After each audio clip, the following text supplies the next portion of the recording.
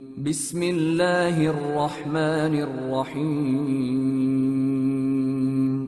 شروع اللہ کا نام لے کر جو بڑا مہربان نہایت رحم والا ہے۔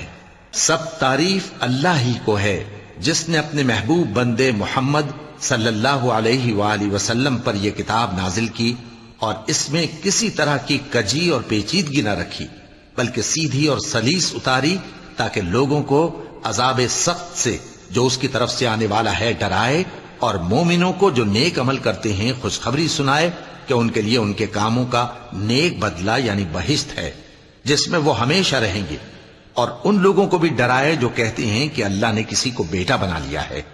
ان کو اس بات کا کچھ بھی علم نہیں اور نہ ان کے باپ دادا ہی کو تھا۔ یہ بڑی سخت بات ہے جو ان کے منہ سے نکلتی ہے، اور کچھ شک نہیں کہ یہ جو کچھ کہتے ہیں محض جھوٹ ہے۔ اے پیغمبر، اگر یہ اس کلام پر ایمان نہ لائیں تو شاید تم ان کے پیچھے رنج کر کر کے اپنے تئیں ہلاک کر دو گے۔ جو چیز زمین پر ہے ہم نے اس کو زمین کے لیے زینت بنایا ہے تاکہ لوگوں کی آزمائش کریں کہ ان میں کون اچھے عمل کرنے والا ہے، اور جو چیز زمین پر ہے ہم اس کو نابود کر کے بنجر میدان کر دیں گے۔ کیا تم خیال کرتے ہو کہ غار اور لوح والے ہماری نشانیوں میں سے عجیب تھے؟ جب وہ نوجوان غار میں جا رہے تو کہنے لگے کہ اے ہمارے پروردگار، ہم پر اپنے ہاں سے رحمت نازل فرما اور ہمارے کام میں درستی کے سامان مہیا کر۔ تو ہم نے غار میں کئی سال تک ان کے کانوں پر نیند کا پردہ ڈالے رکھا، یعنی ان کو سلائے رکھا، پھر ان کو جگا اٹھایا تاکہ معلوم کریں کہ جتنی مدت وہ غار میں رہے دونوں جماعتوں میں سے اس کی مقدار کس کو خوب یاد ہے۔ ہم ان کے حالات تم سے صحیح صحیح بیان کرتے ہیں۔ وہ کئی نوجوان تھے جو اپنے پروردگار پر ایمان لائے تھے، اور ہم نے ان کو اور زیادہ ہدایت دی تھی اور ان کے دلوں کو مربوط یعنی مضبوط کر دیا۔ جب وہ اٹھ کھڑے ہوئے تو کہنے لگے کہ ہمارا پروردگار آسمانوں اور زمین کا مالک ہے، ہم اس کے سوا کسی کو معبود سمجھ کر نہ پکاریں گے۔ اگر ایسا کیا تو اس وقت ہم نے بے عقلی کی بات کی۔ ان ہماری قوم کے لوگوں نے اس کے سوا اور معبود بنا رکھے ہیں، بھلا یہ ان کے معبود ہونے پر کوئی کھلی دلیل کیوں نہیں لاتے؟ تو اس سے زیادہ کون ظالم ہے جو اللہ پر جھوٹ باندھے؟ اور جب تم نے ان مشرکوں سے اور جن کی یہ اللہ کے سوا عبادت کرتے ہیں ان سے کنارہ کر لیا ہے تو غار میں چل رہو، تمہارا پروردگار تمہارے لیے اپنی رحمت وسیع کر دے گا اور تمہارے کاموں میں آسانی کے سامان مہیا کرے گا۔ اور جب سورج نکلے تو تم دیکھو کہ دھوپ ان کے غار سے داہنی طرف سمٹ جائے، اور جب غروب ہو تو ان سے بائیں طرف کترا جائے، اور وہ اس غار کے کشادہ حصے میں تھے۔ یہ اللہ کی نشانیوں میں سے ہیں، جس کو اللہ ہدایت دے وہ ہدایت یاب ہے، اور جس کو گمراہ رہنے دے تو تم اس کے لیے کوئی دوست راہ بتانے والا نہ پاؤ گے۔ اور تم ان کے متعلق خیال کرو کہ وہ جاگ رہے ہیں حالانکہ وہ سوتے ہیں، اور ہم ان کو دائیں اور بائیں کروٹ بدلاتے تھے، اور ان کا کتا چوکھٹ پر دونوں ہاتھ پھیلائے ہوئے تھا۔ اگر تم ان کو جھانک کر دیکھتے تو پیٹ پھیر کر بھاگ جاتے اور ان سے دہشت میں آ جاتے۔ اور اسی طرح ہم نے ان کو اٹھایا تاکہ آپس میں ایک دوسرے سے دریافت کریں۔ ایک کہنے والے نے کہا کہ تم یہاں کتنی مدت رہے؟ انہوں نے کہا کہ 1 دن یا اس سے بھی کم۔ انہوں نے کہا کہ جتنی مدت تم رہے ہو تمہارا پروردگار ہی اس کو خوب جانتا ہے، تو اپنے میں سے کسی کو یہ روپیہ دے کر شہر بھیجو، وہ دیکھے کہ نفیس کھانا کون سا ہے تو اس میں سے کھانا لے آئے، اور احتیاط سے آئے جائے اور تمہارا حال کسی کو نہ بتائے۔ اگر وہ تم پر دسترس پا لیں گے تو تمہیں سنسار کر دیں گے یا پھر اپنے مذہب میں داخل کر لیں گے، اور اس وقت تم کبھی فلاح نہیں پاؤ گے۔ اور اسی طرح ہم نے لوگوں کو ان کے حال سے خبردار کر دیا تاکہ وہ جانیں کہ اللہ کا وعدہ سچا ہے، اور یہ کہ قیامت جس کا وعدہ کیا جاتا ہے اس میں کچھ شک نہیں۔ اس وقت لوگ ان کے بارے میں باہم جھگڑنے لگے اور کہنے لگے کہ ان کے غار پر عمارت بنا دو۔ ان کا پروردگار ان کے حال سے خوب واقف ہے۔ جو لوگ ان کے معاملے میں غلبہ رکھتے تھے وہ کہنے لگے کہ ہم ان کے غار پر مسجد بنائیں گے۔ بعض لوگ اٹکل پچو کہیں گے کہ وہ 3 تھے اور چوتھا ان کا کتا تھا، اور بعض کہیں گے کہ وہ 5 تھے اور چھٹا ان کا کتا تھا، اور بعض کہیں گے کہ وہ 7 تھے اور 8واں ان کا کتا تھا۔ کہہ دو کہ میرا پروردگار ہی ان کے شمار سے خوب واقف ہے، ان کو جانتے بھی ہیں تو تھوڑے ہی لوگ جانتے ہیں۔ تو تم ان کے معاملے میں بحث نہ کرنا مگر سرسری سی بحث، اور نہ ان کے بارے میں ان میں سے کسی سے کچھ دریافت ہی کرنا۔ اور کسی کام کی نسبت نہ کہنا کہ میں اسے کل کر دوں گا، مگر انشاءاللہ کہہ کر، یعنی اگر اللہ چاہے تو کر دوں گا۔ اور جب اللہ کا نام لینا بھول جاؤ تو یاد آنے پر لے لو، اور کہہ دو کہ امید ہے کہ میرا پروردگار مجھے اس سے بھی زیادہ ہدایت کی باتیں بتائے۔ اور اصحاب کہف اپنے غار میں 9 پر 300 سال رہے۔ کہہ دو کہ جتنی مدت وہ رہے اسے اللہ ہی خوب جانتا ہے، اسی کو آسمانوں اور زمین کی پوشیدہ باتیں معلوم ہیں، وہ کیا خوب دیکھنے والا اور کیا خوب سننے والا ہے۔ اس کے سوا ان کا کوئی کارساز نہیں، اور نہ وہ اپنے حکم میں کسی کو شریک کرتا ہے۔ اور اپنے پروردگار کی کتاب کو جو تمہارے پاس بھیجی جاتی ہے پڑھتے رہا کرو، اس کی باتوں کو کوئی بدلنے والا نہیں، اور اس کے سوا تم کہیں پناہ بھی نہیں پاؤ گے۔ اور جو لوگ صبح و شام اپنے پروردگار کو پکارتے اور اس کی خوشنودی کے طالب ہیں، ان کے ساتھ صبر کرتے رہو، اور تمہاری نگاہیں ان میں سے گزر کر اور طرف نہ دوڑیں کہ تم دنیاوی زندگی کی رونقوں کے خواستگار ہو جاؤ۔ اور جس شخص کے دل کو ہم نے اپنی یاد سے غافل کر دیا ہے اور وہ اپنی خواہش کی پیروی کرتا ہے اور اس کا کام حد سے بڑھ گیا ہے، اس کا کہا نہ ماننا۔ اور کہہ دو کہ لوگو یہ قرآن تمہارے پروردگار کی طرف سے برحق ہے، تو جو چاہے ایمان لائے اور جو چاہے کافر رہے۔ ہم نے ظالموں کے لیے دوزخ کی آگ تیار کر رکھی ہے جس کی قناتیں ان کو گھیر رہی ہوں گی، اور اگر فریاد کریں گے تو ایسے کھولتے ہوئے پانی سے ان کی داد رسی کی جائے گی جو پگھلے ہوئے تانبے کی طرح گرم ہوگا اور جو ان کے چہروں کو بھون ڈالے گا۔ ان کے پینے کا پانی بھی برا اور آرام گاہ بھی بری۔ اور جو ایمان لائے اور کام بھی نیک کرتے رہے تو ہم نیک کام کرنے والوں کا اجر ضائع نہیں کرتے۔ ایسے لوگوں کے لیے ہمیشہ رہنے کے باغ ہیں جن میں ان کے محلوں کے نیچے نہریں بہ رہی ہیں، ان کو وہاں سونے کے کنگن پہنائے جائیں گے، اور وہ باریک دیبا اور اطلس کے سبز کپڑے پہنا کریں گے، اور تختوں پر تکیے لگا کر بیٹھا کریں گے۔ کیا خوب بدلہ اور کیا خوب آرام گاہ ہے۔ اور ان سے 2 شخصوں کا حال بیان کرو جن میں سے ایک کو ہم نے انگور کے 2 باغ عنایت کیے تھے اور ان کے گردا گرد کھجوروں کے درخت لگا دیے تھے اور ان کے درمیان کھیتی پیدا کر دی تھی۔ دونوں باغ کثرت سے پھل لاتے اور اس کی پیداوار میں کسی طرح کی کمی نہ ہوتی، اور دونوں میں ہم نے ایک نہر بھی جاری کر رکھی تھی، اور اس طرح اس شخص کو ان کی پیداوار ملتی رہتی تھی۔ تو ایک دن جبکہ وہ اپنے دوست سے باتیں کر رہا تھا، کہنے لگا کہ میں تم سے مال و دولت میں بھی زیادہ ہوں اور جتھے اور جماعت کے لحاظ سے بھی زیادہ عزت والا ہوں، اور ایسی شیخیوں سے اپنے حق میں ظلم کرتا ہوا اپنے باغ میں داخل ہوا۔ کہنے لگا کہ میں نہیں خیال کرتا کہ یہ باغ کبھی تباہ ہو، اور نہ خیال کرتا ہوں کہ قیامت برپا ہو، اور اگر میں اپنے پروردگار کی طرف لوٹایا بھی جاؤں تو وہاں ضرور اس سے اچھی جگہ پاؤں گا۔ تو اس کا دوست جو اس سے گفتگو کر رہا تھا کہنے لگا کہ کیا تم اس ذات سے کفر کرتے ہو جس نے تم کو مٹی سے پیدا کیا، پھر نطفے سے، پھر تمہیں پورا آدمی بنایا؟ مگر میں تو یہ کہتا ہوں کہ اللہ ہی میرا پروردگار ہے، اور میں اپنے پروردگار کے ساتھ کسی کو شریک نہیں کرتا۔ اور جب تم اپنے باغ میں داخل ہوئے تو تم نے ما شاء اللہ لا قوت الا باللہ کیوں نہ کہا؟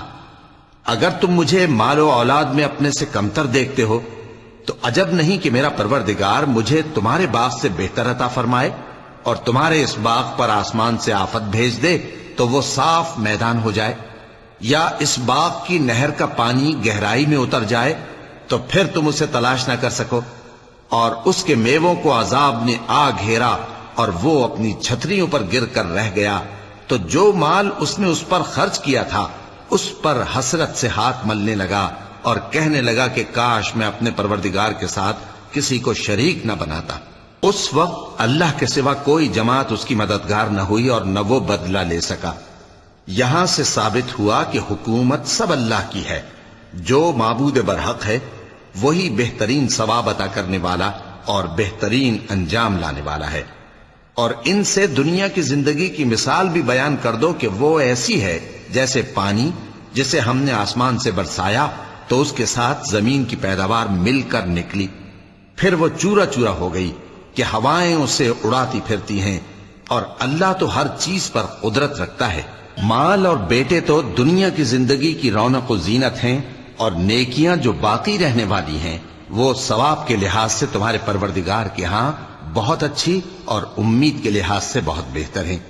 اور جس دن ہم پہاڑوں کو چلائیں گے اور تم زمین کو صاف میدان دیکھو گے اور ان لوگوں کو ہم جمع کر لیں گے تو ان میں سے کسی کو بھی نہیں چھوڑیں گے، اور سب تمہارے پروردگار کے سامنے صف باندھ کر لائے جائیں گے، تو ہم ان سے کہیں گے کہ جس طرح ہم نے تم کو پہلی بار پیدا کیا تھا اسی طرح آج تم ہمارے سامنے آئے، لیکن تم نے تو یہ خیال کر رکھا تھا کہ ہم نے تمہارے لیے قیامت کا کوئی وقت مقرر ہی نہیں کیا، اور اعمال کی کتاب کھول کر رکھی جائے گی تو تم گناہگاروں کو دیکھو گے کہ جو کچھ اس میں لکھا ہوگا اس سے ڈر رہے ہوں گے، اور کہیں گے ہائے شامت، یہ کیسی کتاب ہے کہ نہ چھوٹی بات کو چھوڑتی ہے نہ بڑی کو، کوئی بات بھی نہیں مگر اسے لکھ رکھا ہے، اور جو جو عمل کیے ہوں گے سب کو حاضر پائیں گے، اور تمہارا پروردگار کسی پر ظلم نہیں کرے گا۔ اور جب ہم نے فرشتوں کو حکم دیا کہ آدم کو سجدہ کرو تو سب نے سجدہ کیا مگر ابلیس نے نہ کیا، وہ جنات میں سے تھا تو اپنے پروردگار کے حکم سے باہر ہو گیا۔ کیا تم اس کو اور اس کی اولاد کو میرے سوا دوست بناتے ہو، حالانکہ وہ تمہارے دشمن ہیں، اور شیطان کی دوستی ظالموں کے لیے اللہ کی دوستی کا برا بدل ہے۔ میں نے ان کو نہ تو آسمانوں اور زمین کے پیدا کرنے کے وقت بلایا تھا اور نہ خود ان کے پیدا کرنے کے وقت، اور میں ایسا نہ تھا کہ گمراہ کرنے والوں کو مددگار بناتا۔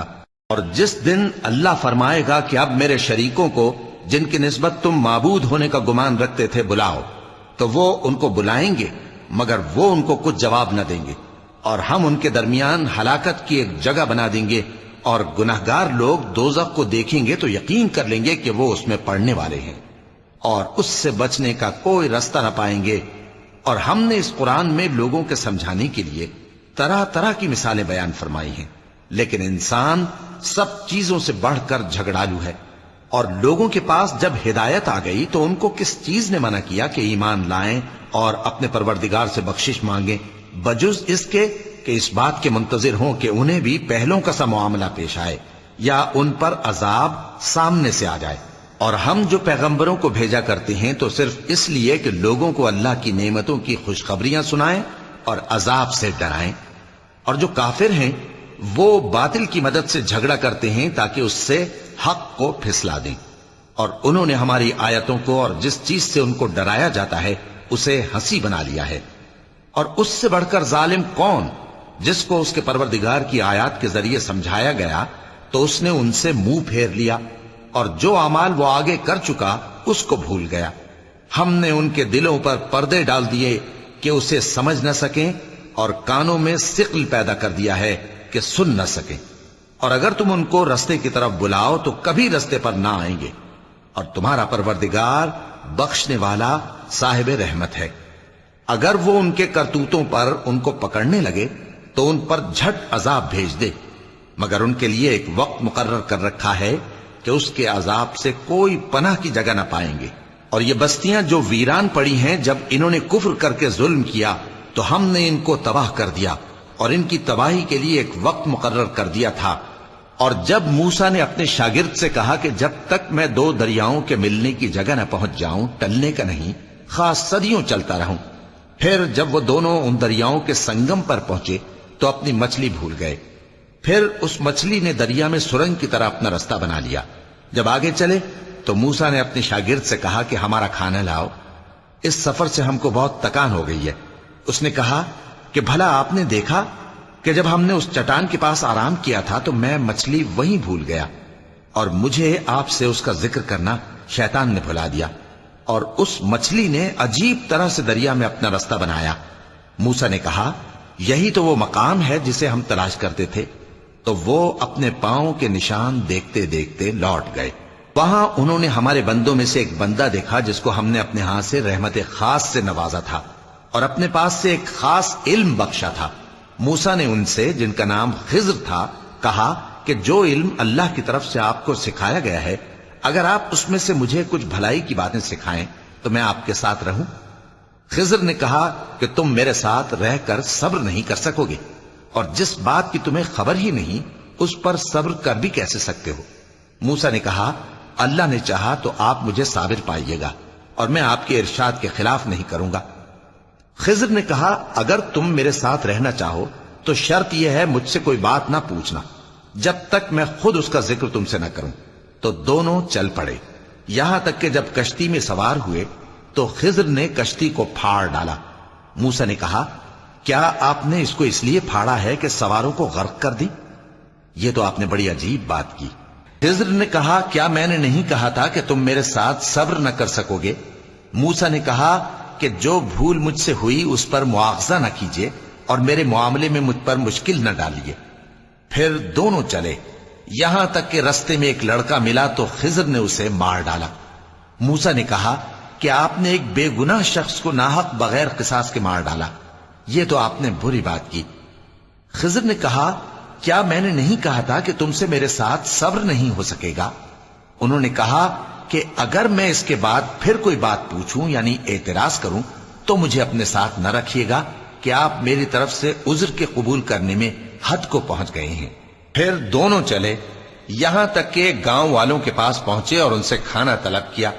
انہوں نے ان کی ضیافت کرنے سے انکار کیا۔ پھر انہوں نے وہاں ایک دیوار دیکھی جو گرا چاہتی تھی تو خضر نے اس کو سیدھا کر دیا۔ موسیٰ نے کہا کہ اگر آپ چاہتے تو ان سے اس کا معاوضہ لے لیتے تاکہ کھانے کا کام چلتا۔ خضر نے کہا کہ اب مجھ میں اور تم میں علیحدگی، مگر جن باتوں پر تم صبر نہ کر سکے میں ان کا تمہیں بھید بتائے دیتا ہوں کہ وہ جو کشتی تھی غریب لوگوں کی تھی جو دریا میں محنت کر کے یعنی کشتیاں چلا کر گزارا کرتے تھے، اور ان کے سامنے کی طرف ایک بادشاہ تھا جو ہر اچھی کشتی کو زبردستی چھین لیتا تھا۔ تو میں نے چاہا کہ اسے عیبدار کر دوں تاکہ وہ اسے غصب نہ کر سکے۔ اور وہ جو لڑکا تھا اس کے ماں باپ دونوں مومن تھے، ہمیں اندیشہ ہوا کہ وہ بڑا ہو کر بد کردار ہوگا تو کہیں ان کو سرکشی اور کفر میں نہ پھنسا دے، تو ہم نے چاہا کہ ان کا پروردگار اس کی جگہ ان کو اور بچہ عطا فرمائے جو اخلاقی پاکیزگی میں بہتر اور محبت میں زیادہ قریب ہو۔ اور وہ جو دیوار تھی سو 2 یتیم لڑکوں کی تھی جو شہر میں رہتے تھے، اور اس کے نیچے ان کا خزانہ دفن تھا، اور ان کا باپ ایک نیک آدمی تھا۔ تو تمہارے پروردگار نے چاہا کہ وہ اپنی جوانی کو پہنچ جائیں اور پھر اپنا خزانہ نکالیں۔ یہ تمہارے پروردگار کی مہربانی ہے، اور یہ کام میں نے اپنی طرف سے نہیں کیے، یہ ان باتوں کی حقیقت ہے جن پر تم صبر نہ کر سکے۔ اور تم سے ذوالقرنین کے بارے میں دریافت کرتے ہیں، کہہ دو کہ میں اس کا کسی قدر حال تمہیں پڑھ کر سناتا ہوں۔ ہم نے اس کو زمین میں بڑا اقتدار دیا تھا اور ہر طرح کا سامان اس کو عطا کیا تھا۔ تو اس نے ایک سفر کا سامان کیا، یہاں تک کہ جب سورج کے غروب ہونے کی جگہ پہنچا تو اسے ایسا پایا کہ ایک کیچڑ والے چشمے میں ڈوب رہا ہے، اور اس چشمے کے پاس ایک قوم دیکھی۔ ہم نے کہا، ذوالقرنین، تم ان کو خواہ تکلیف دو خواہ ان کے بارے میں بھلائی اختیار کرو، دونوں باتوں کی تم کو قدرت ہے۔ ذوالقرنین نے کہا کہ جو کفر و بد کرداری سے ظلم کرے گا اسے ہم سزا دیں گے، پھر وہ اپنے پروردگار کی طرف لوٹایا جائے گا تو وہ بھی اسے بڑا عذاب دے گا، اور جو ایمان لائے گا اور عمل نیک کرے گا اس کے لیے بہت اچھا بدلہ ہے، اور ہم اپنے معاملے میں اس سے نرم بات کہیں گے۔ پھر اس نے ایک اور سامان سفر کیا، یہاں تک کہ سورج کے طلوع ہونے کے مقام پر پہنچا تو دیکھا کہ وہ ایسے لوگوں پر طلوع ہوتا ہے جن کے لیے ہم نے دھوپ سے بچاؤ کی کوئی اوٹ نہیں بنائی تھی۔ حقیقت یوں ہی تھی، اور جو کچھ اس کے پاس تھا ہم کو سب کی خبر تھی۔ پھر اس نے ایک اور سفر کا سامان کیا، یہاں تک کہ 2 اونچے سیدھے پہاڑوں کے درمیان پہنچا تو دیکھا کہ ان کے اس طرف کچھ لوگ ہیں کہ بات کو سمجھ نہیں سکتے۔ ان لوگوں نے کہا کہ اے ذوالقرنین، یاجوج اور ماجوج اس علاقے میں فساد کرتے رہتے ہیں، بھلا ہم آپ کے لیے خرچ کا انتظام کر دیں کہ آپ ہمارے اور ان کے درمیان ایک دیوار کھینچ دیں۔ ذوالقرنین نے کہا کہ خرچ کا جو مقدور اللہ نے مجھے بخشا ہے وہ بہت اچھا ہے، تم مجھے قوت بازو سے مدد دو، میں تمہارے اور ان کے درمیان ایک مضبوط رکاوٹ بنا دوں گا۔ تم لوہے کے بڑے بڑے تختے میرے پاس لاؤ۔ چنانچہ کام جاری کر دیا گیا، یہاں تک کہ جب اس نے دونوں پہاڑوں کے درمیان کا حصہ برابر کر دیا اور کہا کہ اب اسے دھوکو، یہاں تک کہ جب اس کو دھونک دھونک کر آگ کر دیا تو کہا کہ اب میرے پاس تانبا لاؤ کہ اس پر پگھلا کر ڈال دوں۔ پھر ان میں یہ قدرت نہ رہی کہ اس پر چڑھ سکیں، اور نہ یہ طاقت رہی کہ اس میں نقب لگا سکیں۔ بولا کہ یہ میرے پروردگار کی مہربانی ہے، پھر جب میرے پروردگار کا وعدہ آ پہنچے گا تو اس کو ڈھا کر ہموار کر دے گا، اور میرے پروردگار کا وعدہ سچا ہے۔ اس روز ہم ان کو چھوڑ دیں گے کہ روئے زمین پر پھیل کر ایک دوسرے میں گھس جائیں گے، اور سور پھونکا جائے گا تو ہم سب کو جمع کر لیں گے، اور اس روز ہم جہنم کو کافروں کے سامنے لائیں گے، جن کی آنکھیں میری یاد سے پردے میں تھیں اور وہ سننے کی طاقت نہیں رکھتے تھے۔ اب کیا کافر یہ خیال کرتے ہیں کہ وہ میرے بندوں کو میرے سوا اپنا کارساز بنائیں گے تو میں خفا نہیں ہوں گا؟ ہم نے ایسے کافروں کے لیے جہنم کی مہمانی تیار کر رکھی ہے۔ کہہ دو کہ ہم تمہیں ایسے لوگ بتائیں جو اعمال کے لحاظ سے بڑے نقصان میں ہیں؟ یہ وہ لوگ ہیں جن کی دوڑ دھوپ دنیا کی زندگی میں برباد ہو گئی اور وہ یہ سمجھے ہوئے ہیں کہ وہ اچھے کام کر رہے ہیں۔ یہ وہ لوگ ہیں جنہوں نے اپنے پروردگار کی آیتوں کو نہ مانا اور اس کے سامنے جانے سے انکار کیا، تو ان کے اعمال ضائع ہو گئے، سو ہم قیامت کے دن ان کے لیے کچھ بھی وزن قائم نہیں کریں گے۔ یہ ان کی سزا ہے، یعنی جہنم، اس لیے کہ انہوں نے کفر کیا اور ہماری آیتوں اور ہمارے پیغمبروں کی ہنسی اڑائی۔ جو لوگ ایمان لائے اور عمل نیک کیے ان کے لیے بہشت کے باغ بطور مہمانی ہوں گے، ہمیشہ ان میں رہیں گے اور وہاں سے مکان بدلنا نہ چاہیں گے۔ کہہ دو کہ اگر سمندر میرے پروردگار کی باتوں کے لکھنے کے لیے روشنائی ہو تو قبل اس کے کہ میرے پروردگار کی باتیں تمام ہوں سمندر ختم ہو جائے، اگرچہ ہم ویسا ہی اور اس کی مدد کو لائیں۔ کہہ دو کہ میں تمہاری طرح کا ایک بشر ہوں، البتہ میری طرف وہی آتی ہے کہ تمہارا معبود وہی ایک معبود ہے، تو جو شخص اپنے پروردگار سے ملنے کی امید رکھے چاہیے کہ عمل نیک کرے اور اپنے پروردگار کی عبادت میں کسی کو شریک نہ بنائے۔ صدق اللہ العظیم۔